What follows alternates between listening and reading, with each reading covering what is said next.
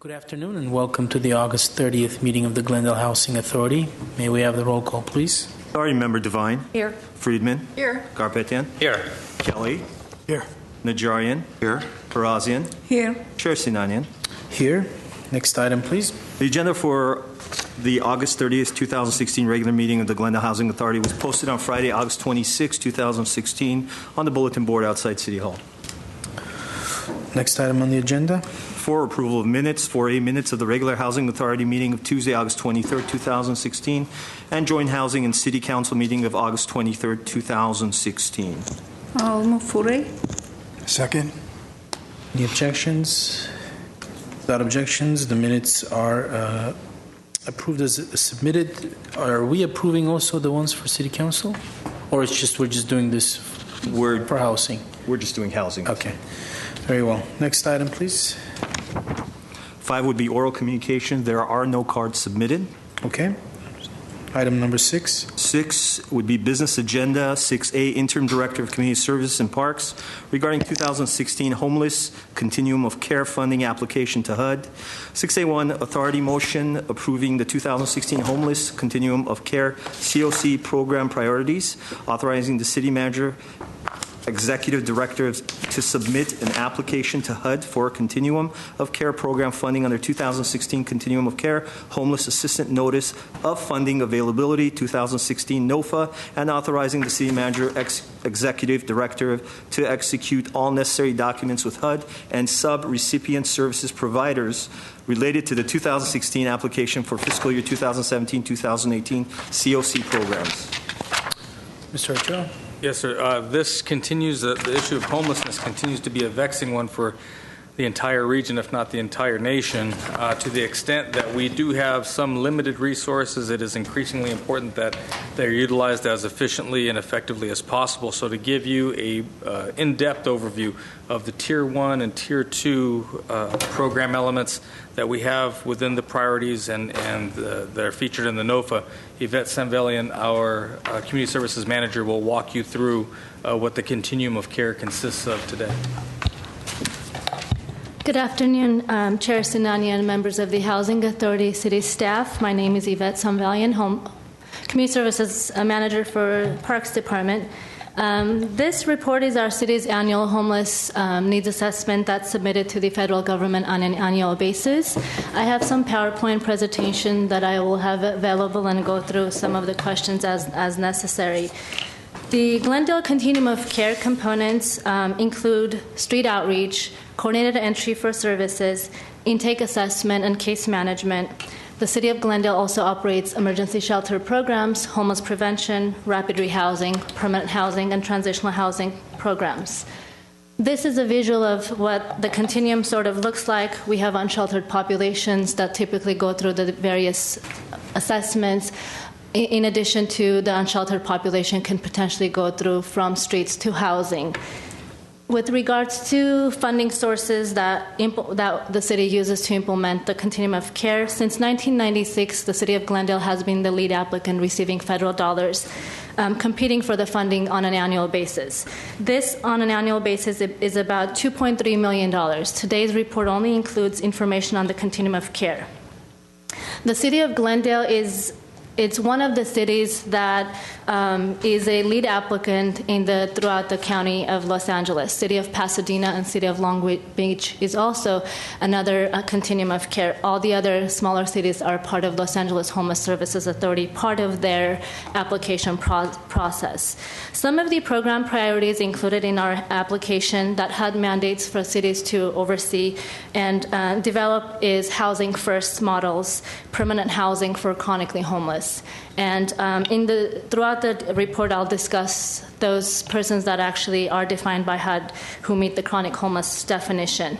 But again, you can see a little bit of few people that are in the PowerPoint presentation. These are unsheltered populations that are typically around our parks in the neighborhood that have no place to go. The first process for them is to go through our coordinated entry system with Ascensia, and then once they're assessed, they're identified which type of housing services is eligible to apply for. I'm sorry, quick question. Could you go back one slide? Yes. What is the difference between rapid rehousing and transitional housing?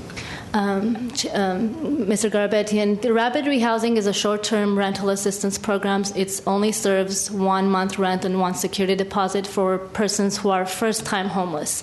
The transitional housing program, which I'll get into the details of the report in a little bit, is a long-term transitional housing, anywhere between 6 to 12 months. That's part of the continuum. And we have 2 transitional housing programs currently that is not funded through the continuum of care dollars, one of which is Nancy Painter Salvation Army for 4 units, and another is Door of Hope Transitional Housing for single female-headed households fleeing domestic violence. And so I'll get into the details of those, but they're a little bit long-term housing that provides intensive case management for chronically homeless families who then are engaged in case management, increasing skills, and then placed in permanent subsidized or unsubsidized housing. Also, when the time is out in your report, I'd like to know how many units do we have on transitional housing? Sure. Thank you. With regards to the Glendale Continuum of Care, under the HEART Act, the Glendale Coalition was renamed and reformatted to the Glendale Continuum of Care Committees. The committee is comprised of nonprofits, advocates, business owners, different mainstream services, including Social Security, congregations, and the committee is governed by the board of directors who are elected by the COC members. The City of Glendale Board of Directors consists from various representation of subpopulation, and those are not participant or recipient of federal dollars. Some of the subpopulations that is required to have is veterans' background, mental illness, domestic violence, those that are working with chronic homeless individuals. At the current moment, we have Lieutenant John Gilkerson as our chair of our board. We have Diana Hale, who's our vice chair of the board. Bruce Nelson, Glendale Adventist Medical Center. Gary Brooks is our formerly homeless alumni who's in a subsidized housing, receiving Section 8 voucher through Asancia's permanent housing program. He's one of our new appointees. I just want to take a moment to also recognize Gail Farnsworth, who was our board member and homeless alumni and has passed away in her housing. This week, she was committed to homeless services. She went into her housing in 1998 and was doing well, and she passed away due to health conditions. But I just wanted to recognize her today, as she would have been here. Unfortunately, we lost her this week, so I wanted to take a moment for that. Our new member, Tara Peterson from Glendale YWCA, Melissa Yunesian, Vertigo Job Center, and Gabrielle Waring. These are the new members that have been nominated that will be participating in the Continuum of Care Board structure and work with staff on strategies on working and ending homelessness in the city of Glendale. So particularly, this is an annual application to the federal government. This 2016 application is about $2.4 million. The awards are given through HUD, through the City of Glendale, and it's passed through our nonprofit organizations.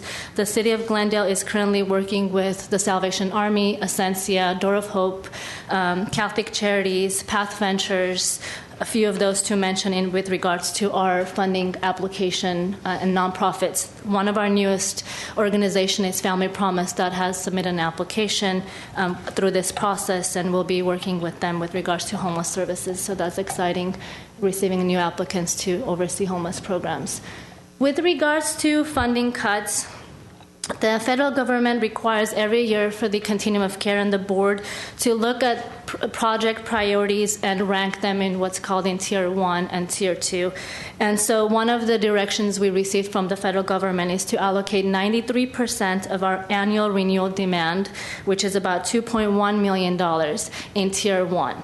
And the COC board met and reviewed all the proposals that were submitted and all the applicants that were interviewed and ranked the projects based on their performance, based on their ability to maintain the units at full capacity, and based on HUD's recommendations of permanent housing, and then following those programs. This is a quick worksheet, so it shows that the current annual renewal demand for our continuum is 2.3. At the moment, 2.1 is allocated under Tier 1, and 161,000 is allocated in Tier 2. And I can explain the next slide what that looks like. Permanent supportive housing is a new funding that the city will submit an application for a new construction project that will be part of this application for future year funding. That is not ranked part of our annual process, and then the city also submit an application for planning dollars that helps support a portion of a staff person that is able to plan the continuum of care projects. So specifically, this slide is a little bit small, but within your report, we have 11 projects that are part of the application. One of the changes currently we have under this application is that Path Ventures, our formerly agency, has informed the city will no longer operate the homeless programs. As a result, Ascensia submitted a funding application to submit for that and was ranked as #1 priority. The following is Chester Street. So all the project priorities 1 through 8 are all permanent subsidized housing that serves about 115 units of scattered site in the city of Glendale. And the case management typically are provided within the organizations that receive the subsidy, and that's through Salvation Army, Ascensia, and programs. So currently under this particular application, Door of Hope, our former transitional housing project that was funded through the Continuum of Care, has worked through the city to reallocate their funding to rapid rehousing. And because of the scope of the rapid rehousing programming, Door of Hope did not submit an application for that component. However, will maintain their transitional housing within the Continuum of Care to serve 13 units of domestic violence families who are fleeing domestic violence, and the city will continue to work with Door of Hope with regards to fund development efforts and supporting the aspect of that programming, as transitional housing is a critical component for the city of Glendale. So may I ask a question? Yes. Then we have 17 transitional housing units. So at the moment, we have total of 17 transitional housing units that is not funded through the Continuum of Care dollars. Salvation Army funds their own transitional housing, and Door of Hope at the moment will be funding their own transitional housing. Again, the idea is for the city to work with both agencies to identify any possible opportunities for fund development and maintain the programming in our continuum. And the typical reasons of transitional housing moving away is that HUD is prioritizing permanent housing, and at the moment considering how to fund transitional housing programs. So we'll continue to work with the agencies. Family Promise submitted an application for rapid rehousing component, and they propose to serve 5 chronically homeless families between 5 to 10 units with this program funding. Most of the funding of the $100,000 will be allocated for rental assistance.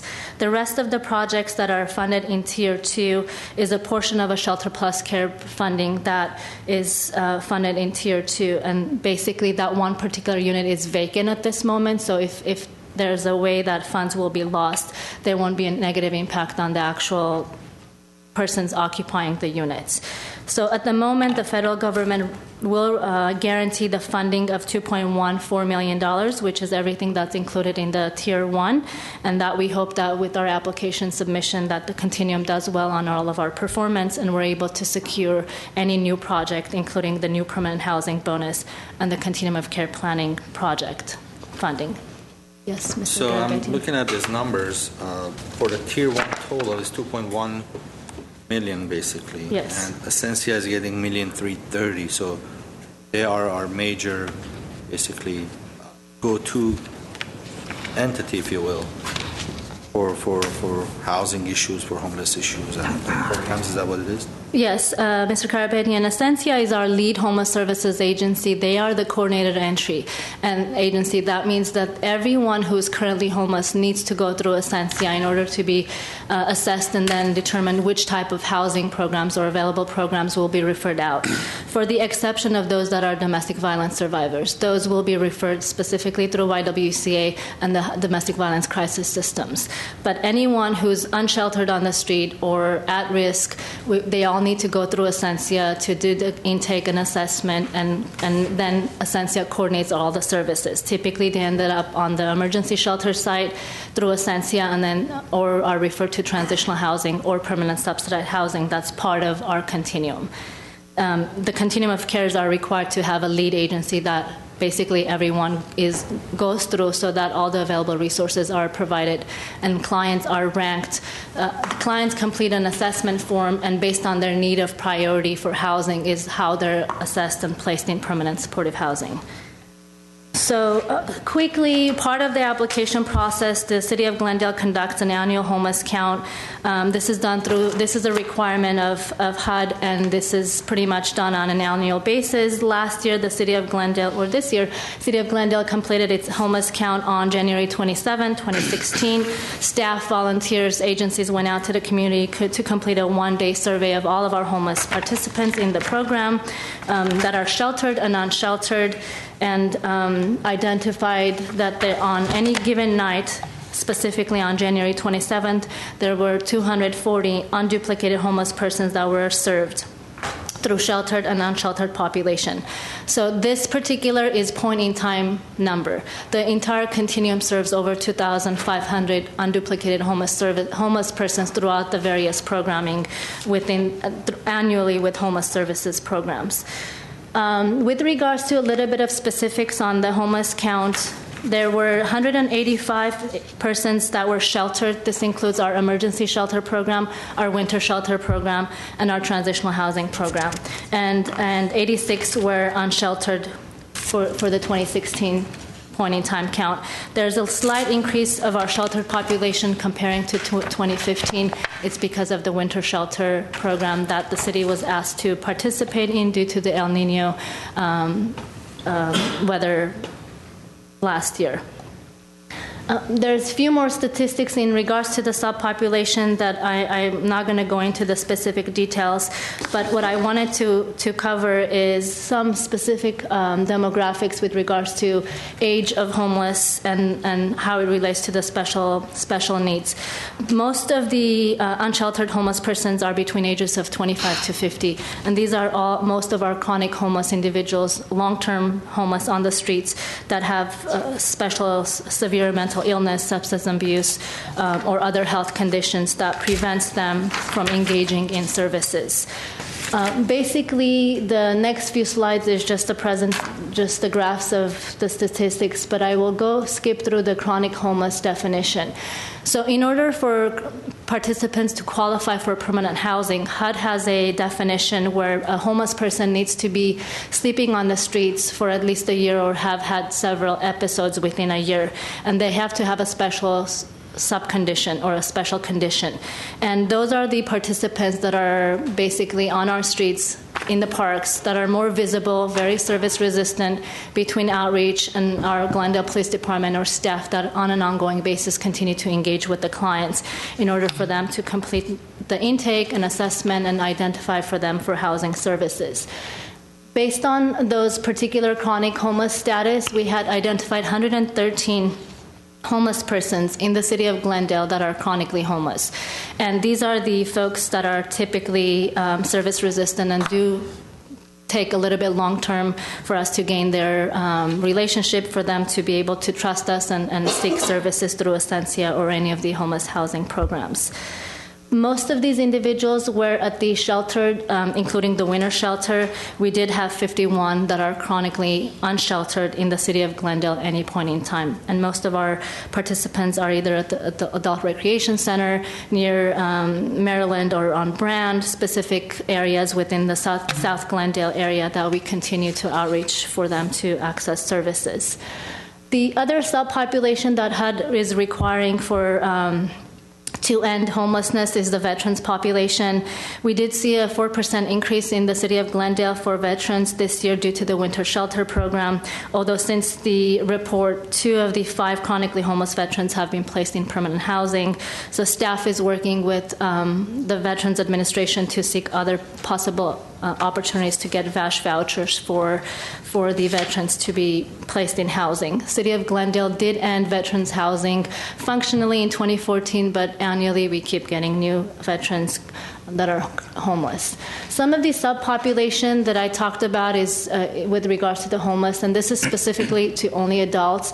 About 11% of our chronic homeless are mentally ill, and these are clients that are not accessing any mental health services, making it a little bit more challenging for staff to continue to engage them in services. 10% of them are chronically homeless, substance abuse or drug abuse, and some have health conditions. Few of them are HIV/AIDS or positive, and then other disabilities include permanent disability or developmental disability.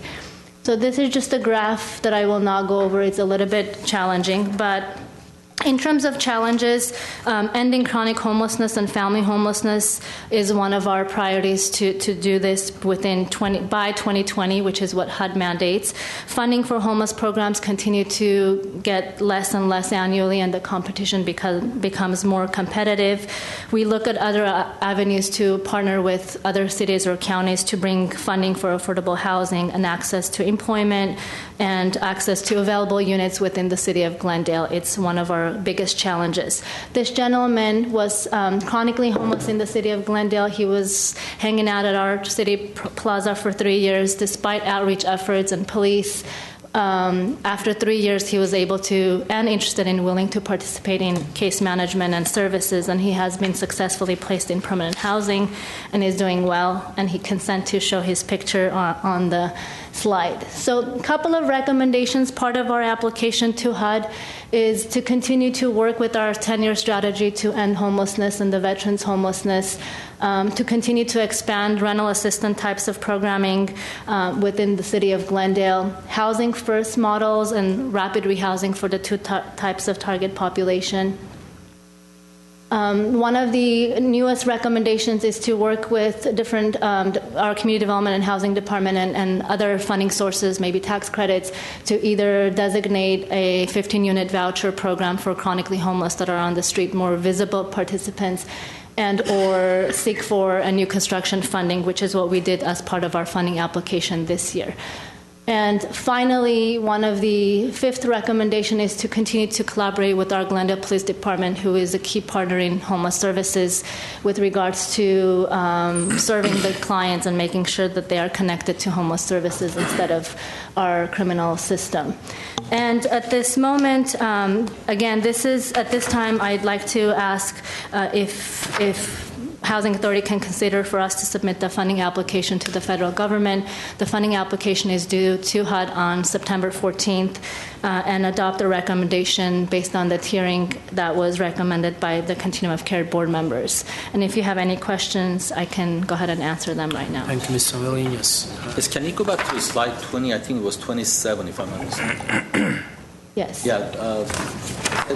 Ending chronic homelessness and family homelessness by 2020? Yes. That's the plan? That's great. And do we have enough resources to accomplish this goal?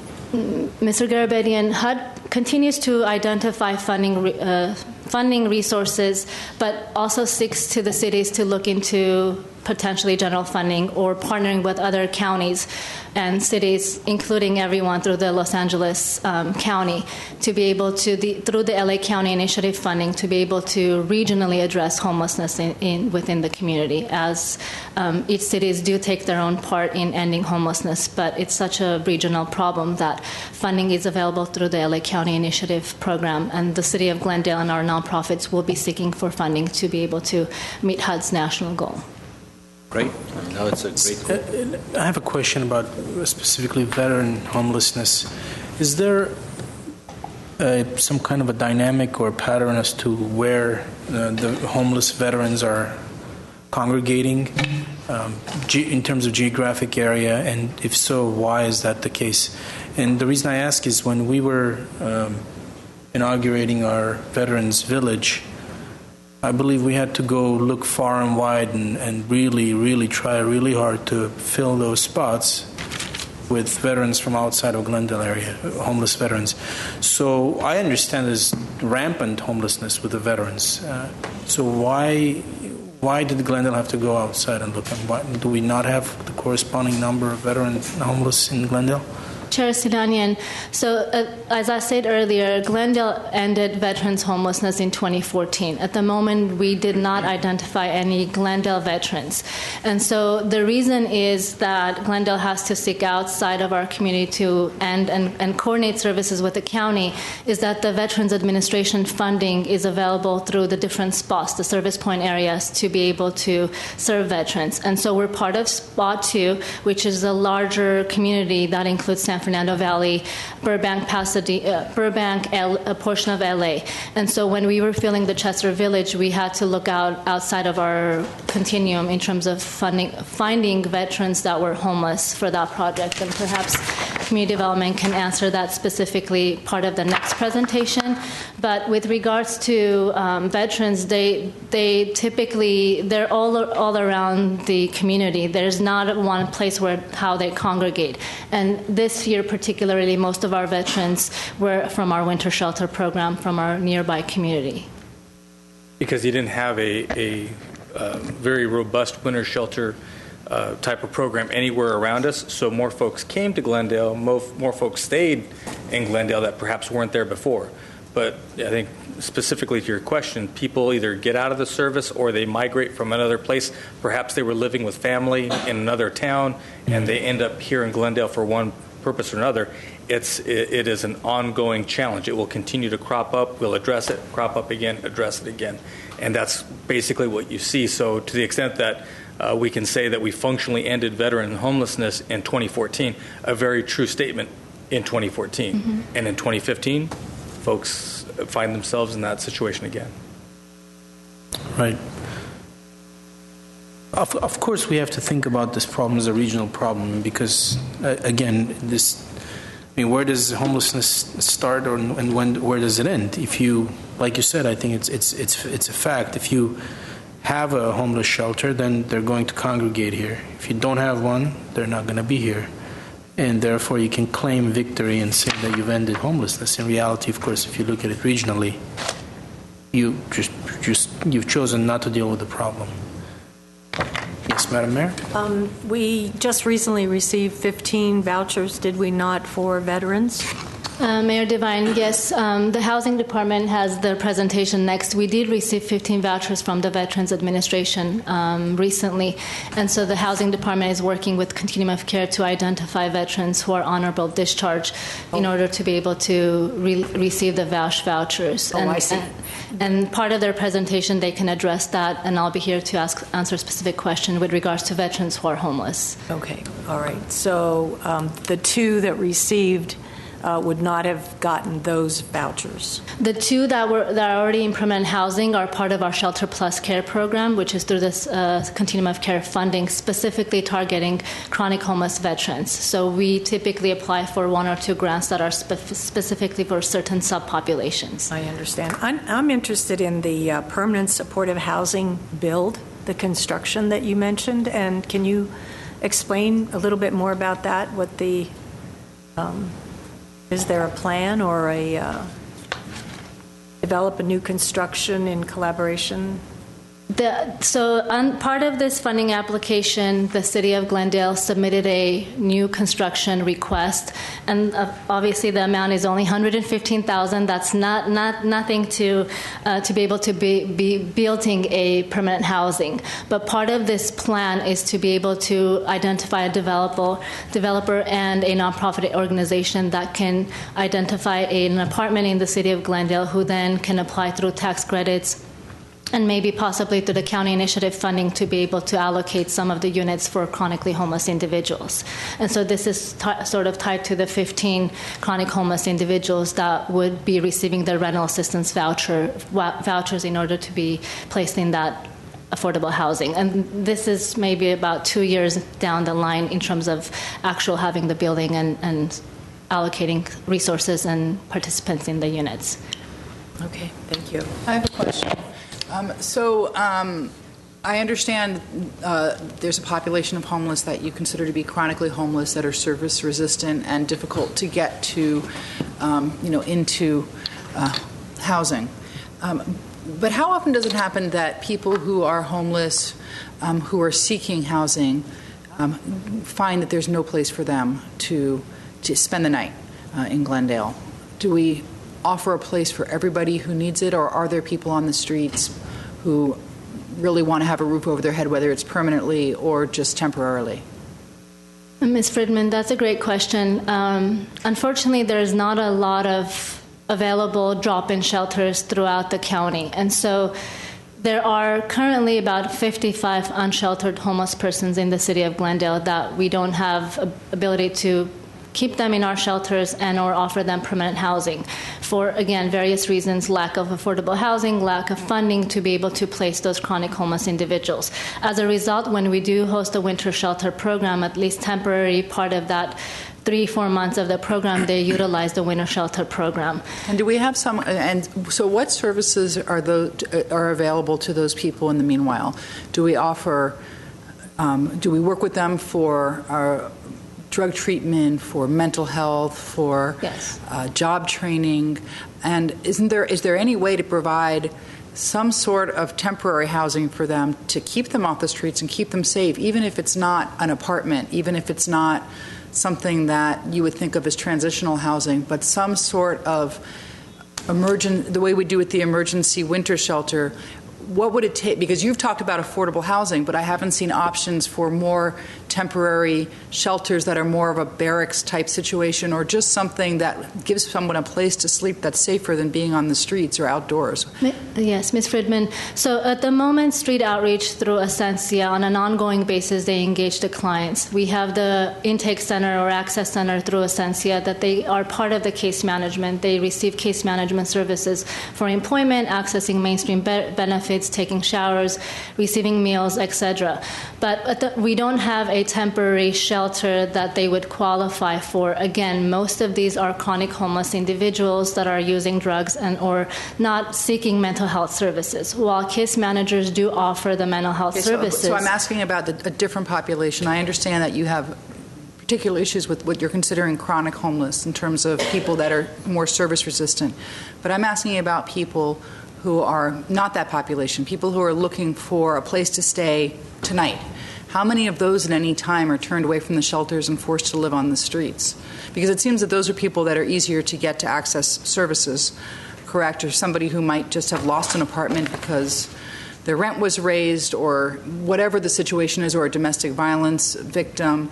How many of those people are out there that is there an average on any given night? Not the chronically homeless, but people who would take advantage of services. Yes, Ms. Friedman, yes, we do have a waiting list for our shelter, and so that would be about 30 persons or 30 households that are interested in services that we don't have the locations for or the available resources. So maybe this goes without saying, and maybe HUD is not the proper place, but I think that obviously there's something in between building apartments for people and providing apartments, which is permanent housing or even transitional housing, and just having emergency shelter beds available to get people off the streets. And I didn't see and maybe I missed it, but I didn't see in here, or maybe it's in another program, any kind of thought about building maybe another 30 beds more akin to the emergency winter shelter so that people don't have to be on the streets.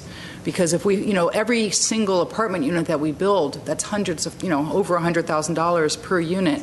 And I wonder what that could go into to providing more emergency shelter type facilities and maybe running those year round instead of just in the winter. So that's my thought. And I'd like to see, maybe now isn't the time, but I'd like to see those kinds of proposals come back to us so that we can so that there's never a case where someone who wants a bed at night can't find one in Glendale.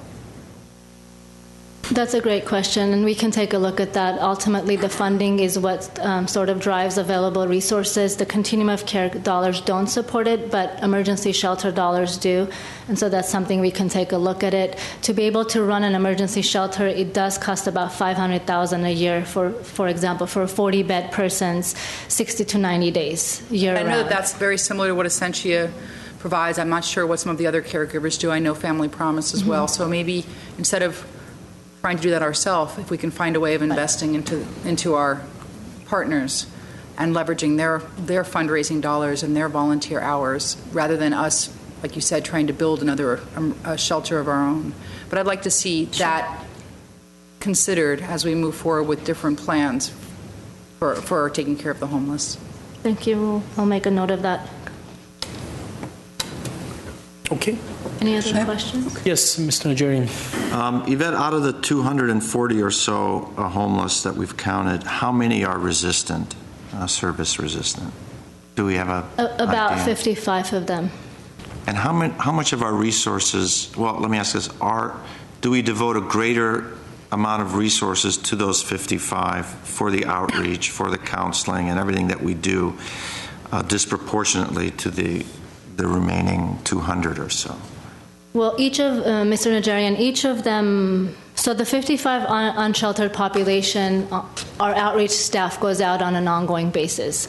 It's not as intense as if they were in a specific programming, because if they're in a specific program, they actually have a case manager assigned to it.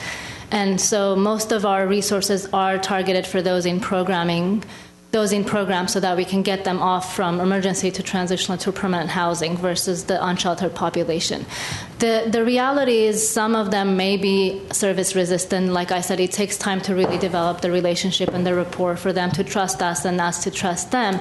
But also, once we do have identified them, at the moment we have 10 chronically homeless that we've worked with the last 10 years who received their vouchers and have been looking for units the past 3 months. We're not able to identify those units. There's different barriers associated to why some of our resources are spent for the unsheltered populations versus the sheltered population. Okay, another question. Earlier this year, when the county was rolling out their, what was it, 10-point or 17-point plan, I think LASA contacted us, and I'm not sure if they wanted to absorb us in their program or not. Is anything going on with that? Are they still interested in bringing us? They want our money, obviously. Bringing us and centralizing the continuum of care work. Mr. Nigerian, and I can answer, maybe I can also default to Mr. Ochoa, but LASA contacted the City of Glendale, being that we are our own continuum and have our own resources, in order for us to collaborate with LASA on various funding opportunities that could come out of. There's new dollars that would be coming out of the LA County plan for new developments, and so LASA inquired to see if City of Glendale would be interested in partnering with such type of programs to address, again, homelessness regionally. That could potentially be a purchase of a motel or an apartment building and or any type of rapid rehousing type of programming. And so City has been attending those meetings and engaging with LASA, and once the proposal or the RFPs are issued, we would be participating in that process. And if Mr. Ochoa... No, I would echo that, just that I think they're looking for more partners, because as what we found out, as indicated by Chair Sinanian, some cities in the various continuums don't want to do what I would call their fair share, for fear of the hangover effect, the residual that the folks that come to a shelter end up staying there and then impacting other services. And so I think LASA actually wants to partner more and collaborate more. Okay, thank you. Thank you. One more quick question, Chair. It's indicated that this 40-person program will be $500,000 a year for 60-day or 90-day program. Is that? Did I hear you right? Mr. Garabedian, the question was about a cost of emergency shelter. So Essencia currently operates a 40-bed shelter in the city of Glendale, and that costs about $500,000 for a 60-day stay while participants engage, and then they need to be moving on to other types of housing programs. That $500,000, what happens the rest of the year? So the idea is for the case managers to work with the 40 individuals or members in families to get them to the next level of housing, whether it's transitional housing, whether it's permanent housing. However, it is to say that there are not adequate housing or next level of services available to some of those participants who are in shelters, and as a result, they're referred to other emergency shelters until other programs are available. So they have 40 people at any given time during the year. That's correct. Yes. Ms. Parazian? I have a question. So the 13 units you were talking about, are they part of the Door of Hope, or they are just, do they located in the city? And I believe that this is for battered persons, right? Yes, Ms. Papazian, the Door of Hope Transitional Housing is a program that offers 13 units. For families, the address is undisclosed for security of our participants and our program operator. And so, yes, they are provided temporary housing and intensive case management and access to employment, and then they graduate to permanent housing. And do we know how many in total of those people are? Yes, so Door of Hope, so it's 13 families at any point in time. Throughout the year, they serve about 60 families, unduplicated families, and so it's about 45 adults and maybe about 30 to 40 children that goes through Door of Hope's program, and then they're graduated to other services and other housing programs. But the actual residents are located in Glendale? Chair Sinanian, the location of this project is undisclosed because the project serves domestic violence survivors. Yes, it's located local. Local. Yeah, no, the reason I ask is because I think some of that money comes from local CDBG funds. It would, I mean, if they're located in West Covina, why would they fund them, right? Effective. That's correct. There are, because there are population. There are people from here generally that have to be moved to other locations for their own safety. That's why. So they're serving our residents. Correct? Correct. Yes, thank you. Both are. So It's they a are local located in facility, but it is Glendale. undisclosed for the That's why I safety ask of all. again. So, Mr. Ochoa, they are located in Glendale? They are located in the community. In the community, okay. Now, you're talking about physically the building itself or the people who are being served? The people who are being served. That's a different question. The building is in Glendale, but No, the building's people... not in Glendale. Okay. All right. This is a... We have a speaker. cash room, Yeah, why don't we take the speaker? Chinook Ramirez. Chair Sinanian, would you like to give her 2 minutes? Yeah, 2 minutes is great. Good afternoon. Afternoon. I come here to talk to you about the HUD. I applied for HUD in April, sent them notice. I faxed a letter in detail to the Washington HUD and other agencies in California. And to this day, I have not received a response from HUD. And again, this is because I am homeless. At my age, I am homeless. Not because I didn't have a house, but because I chose to speak out. I lived in East LA, where I had my home till the end of my life. It was all paid for. But I chose to complain about the gangs and the drugs and all that was being all over my home and around my neighborhood. I thought I'd do the right thing. I called the FBI. And ever since I spoke to the FBI, I've been gang stalked. And from then on, this was 5 years ago, it's been living in hotels. I stayed in many of your hotels here in Glendale, and I used to come here as well while living in your hotels here. I also have appointments that I have here in Glendale. But I have stayed in every hotel, not only in Beverly Hills, Century City, all across LA, everywhere. I spent over $80,000 in hotels.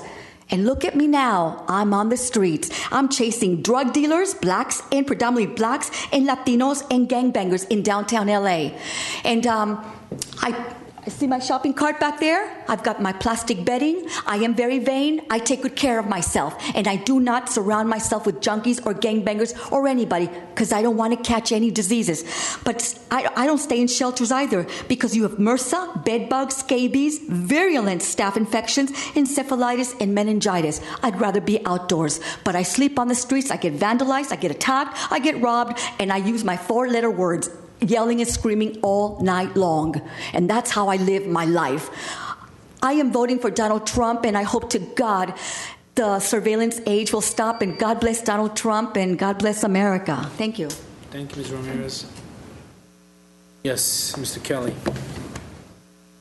I had one comment for Ms. Sambellian, more of a comment than a question. I came to this from the continuum of care and the homeless counts that we do. I'm here as a result of volunteering in the city of Glendale since 2009 under Ms. Sambellian. This past year, I had to be cleared by City Attorney Michael Garcia to continue with our homeless counts at our shelter this past year, where we came up with, I think, 60 of the 113 surveys. Ms. Sambellian was out at 4 a.m. that day with Glendale Police Department, going through alleys herself, doing the homeless count and survey. At 10:30 at night, we finished at the shelter. Miss Samvelian's team called us at 10:30 at night. Miss Samvelian was still working. They said, "Are you through? Do you need help? Do you want us to come over?" So Miss Samvelian was willing to come over and help us finish up there if we needed her. In 2013, 2014, 2015, I was stationed at the Glendale Public Library by Miss Samvelian. I had the honor on January 30th, 2015, to meet with then Mayor Sinanian and also Council Member Najarian for the position of Housing Commissioner. Big honor. I've been watching them both on TV for years. It was very, very intimidating. Ms. Samvelian then sent a letter over to then Mayor Najarian last year saying Joseph Kelly has been with us since 2009. He's there at Continuum of Care meetings. He's out there doing homeless counts and surveys. So just a lot of gratitude to Ms. Samvelian and just major props for the work she's done, because on this particular project, Continuum Care homeless surveys, homeless counts, I am in the weeds. It's one of Peter Zovak's favorite expressions. Are we looking at it from 30,000 feet, or are we in the weeds? Well, on this one, I'm in the weeds completely. And I just wanted to say thank you very much for all your help and for my being here, really, Yvette. Thank you, and thank you to then Mayor Najarian and Chairman Sinanian. Thank you all. So, Thank you, Mr. Kelly. Thank you, Mr. Kelly. So the action in front of us is a motion approving Yes. Yes, sir. plan? Okay. I'll move the item. Do we have a second? Second? Thank Can you. we have the roll call, please? Thank you, Ms. Samvelian. Authority Member Devine, Yes. Friedman, Yes. Garpetian, Yes. Kelly, yes. Najarian, Yes. Parazian, Yes. Chair Sinanian. Yes. Next item? Next item would be authority members and staff comments. Do we have any staff comments, authority comments? None. Do we have any new business? No new business. We have no new business. Move to adjourn? Second? We're adjourned at 3:49 p.m.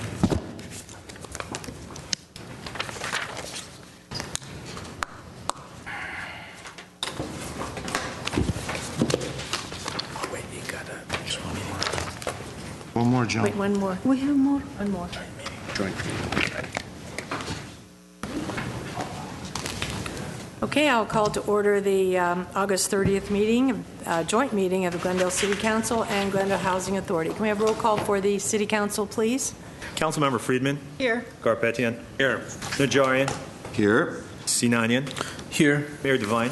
Here. And for the Housing Authority? Authority Member Devine, Here. Friedman, Here. Garpetian, Here. Kelly, Here. Najarian, Here. Parazian, Here. Chair Sinanian. Here. And the next item? The agenda for the August 30th, 2016 joint public meeting of the City Council and Housing Authority was posted on Friday, August 26, 2016 on the bulletin board outside City Hall. Next. 1, Director of Community Development regarding fiscal year 2016-2017 Glendale Housing Authority budget adjustment to add HUD grant funding in the amount of $150,582 for Veteran Supportive Housing Rental Assistance. 1A is resolution of appropriation. Mr. Ochoa? Yes, ma'am. Actually, it's a little bit of good news.